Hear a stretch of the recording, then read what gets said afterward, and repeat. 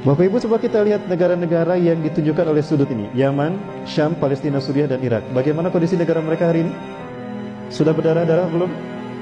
Sudah berdarah-darah? Yakin? Sudah berdarah-darah? Sepakat.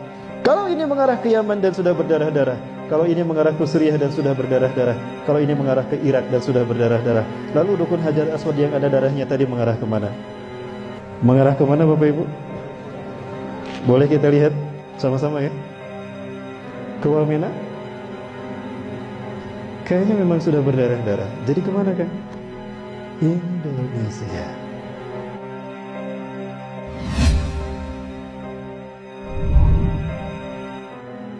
Ada seorang jamaah yang bertanya pada saya, Ustaz, bagaimana pendapat Ustaz?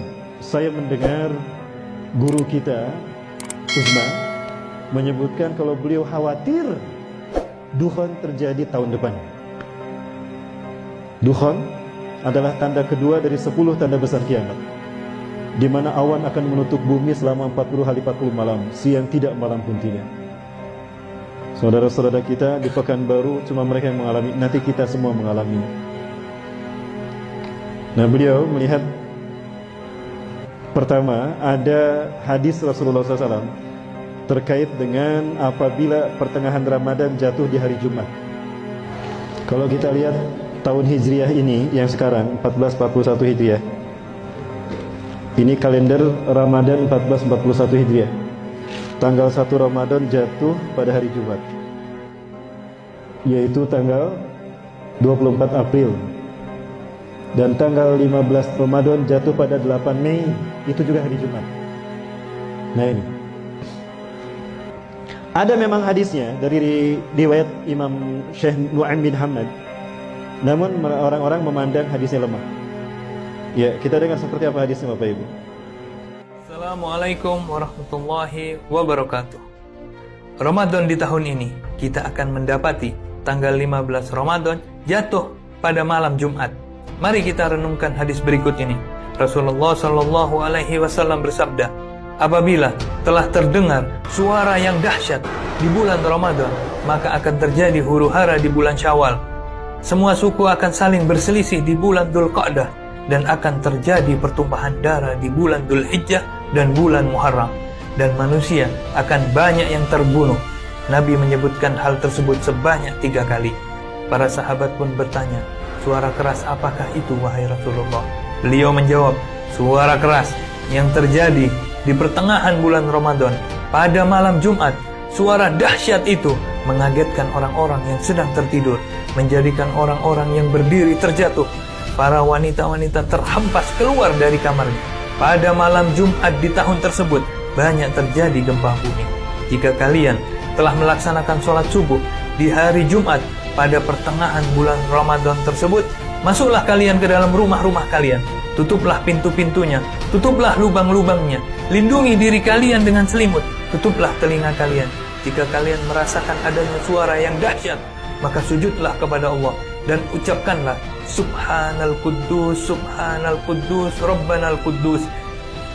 Barang siapa yang melakukannya, niscaya akan selamat, dan yang tidak melakukannya niscaya akan binasa.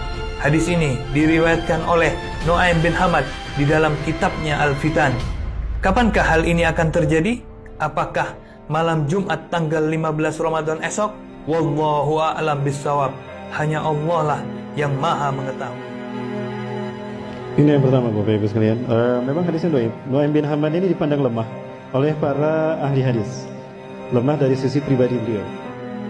Namun kalau kita lihat di dalam Sahih Bukhari, ternyata pernah ditemukan oleh Dr. Muhammad Amin Muhammad Jamaluddin dari Timur Tengah, bahwa Imam Bukhari mengambil sanad jalur periwayatan dari Nu'aim bin Hamad. Dari Nu'aim bin Hamad diambil oleh beliau, ditempatkan di kitab Sahihnya.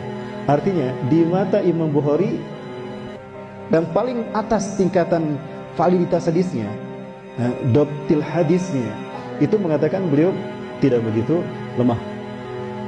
Artinya ada kemungkinan sahih dari segi pribadi, dari segi sanad. Kedua, apabila hadis dhaif terjadi dalam kehidupan nyata, maka berubah menjadi sahih lidatih.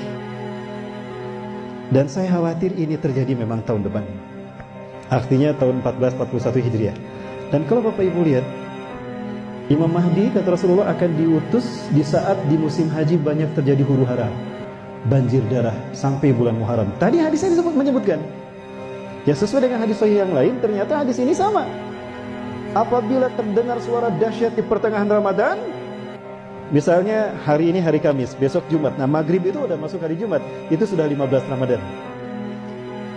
Ya, maka akan terjadi huru-hara di bulan Syawal.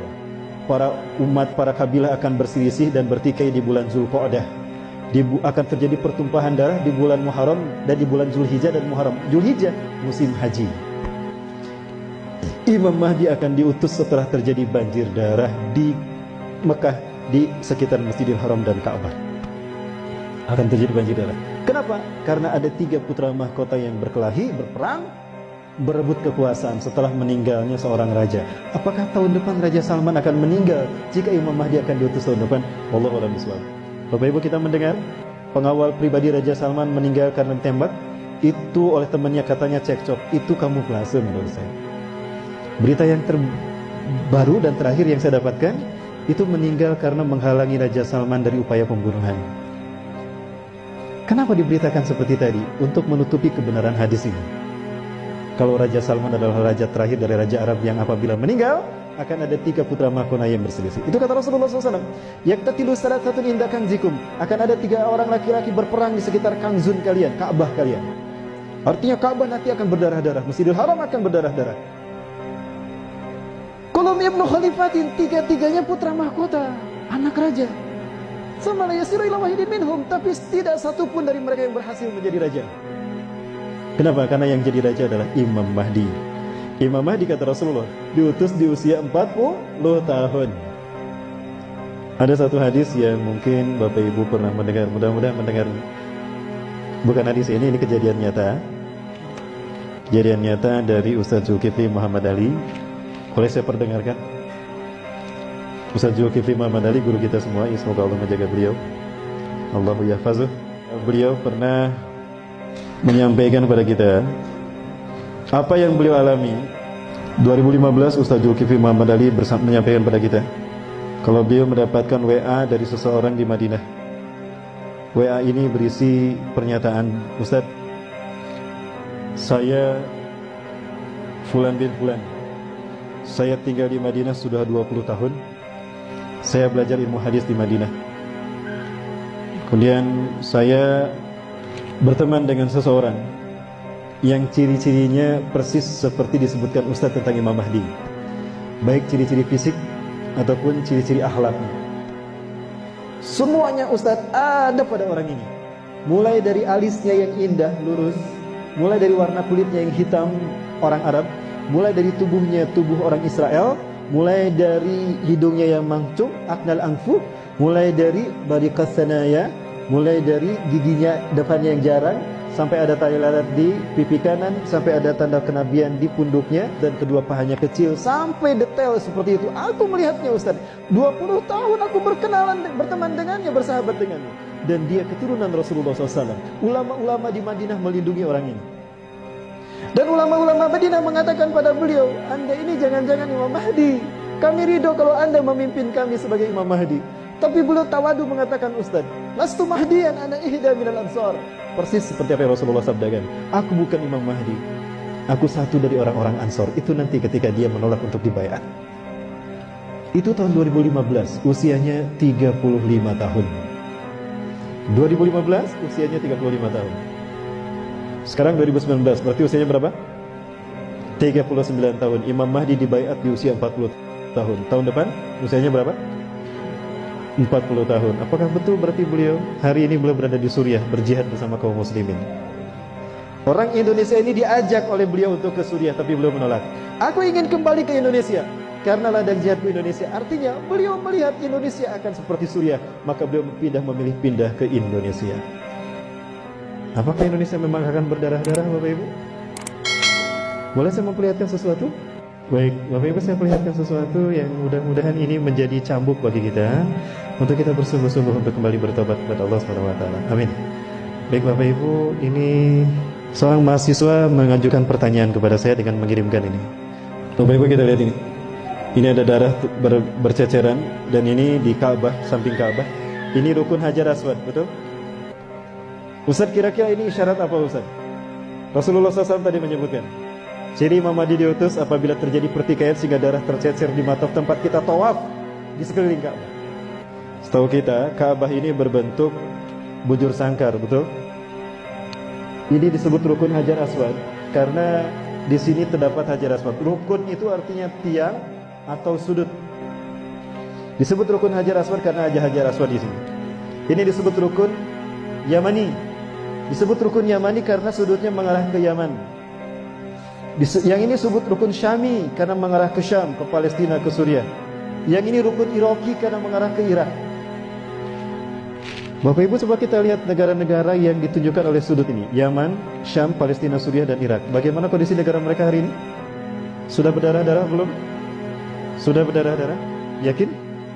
Sudah berdarah-darah? Sepakat. Kalau ini mengarah ke Yaman dan sudah berdarah-darah, kalau ini mengarah ke Suriah dan sudah berdarah-darah, kalau ini mengarah ke Irak dan sudah berdarah-darah, lalu rukun Hajar Aswad yang ada darahnya tadi mengarah kemana? Mengarah kemana Bapak Ibu? Boleh kita lihat sama-sama ya? Ke Wamena?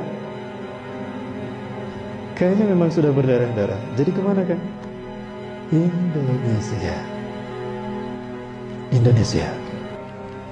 Bapak Ibu, tidak terbayang negara kita akan menjadi tempat terjadinya perang dunia ketiga. Lupakah kita kalau Rasulullah pernah bersabda, la ta'tina sa'atu hatta tuqatilu qauman sigaral a'yun juluduhum ahmar zumfal unuf wujuhum kal majanil mutrafah. Kiamat tidak akan menimpa kita, melainkan kalian akan berperang sehingga kalian berperang dengan satu bangsa. Sipit mata mereka, merah kulit mereka, pesek hidung mereka, dan lebar wajah mereka. Bangsa mana Bapak Ibu? Bangsa mana? Sudah datang belum ke negara kita? Berarti memang kita akan berdarah-darah.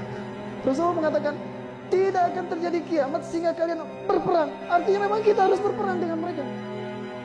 Dan nampaknya itu yang akan terjadi. Bapak Ibu yang dirahmati Allah, jangan terlena hati-hati dengan kesibukan dunia sehingga kita lupa pada fakta yang disebutkan Rasulullah SAW. Ini nubuah. Rasulullah tidak pernah berdusta. Pernah Rasulullah berdusta? Artinya apa yang dikatakannya terjadi atas izin Allah. Wala yantiqu anil hawa in huwa illa wahyun yuha.